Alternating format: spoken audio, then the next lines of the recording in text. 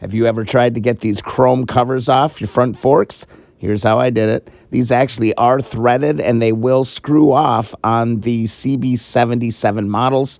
A little bit of inner tube, a little oil filter wrench, and a little bit of heat, a little bit of penetrating oil, and a lot of patience, and those things will come off.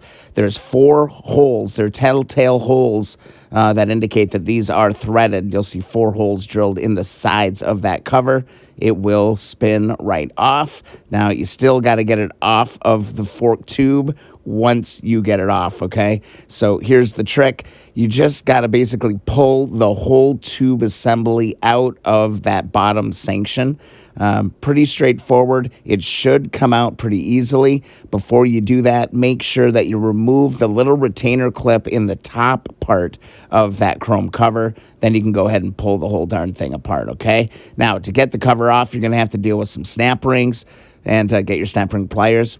Pull one out, pull those little covers out, pull the other ones out, and then sure and behold, you're going to be able to tap that whole cover out. That cover actually has the fork seal. I hope this is useful to you. That thing just screws in and out. I would have spent hours pounding on that with a tap. All right, thanks. See you in the next video or live stream.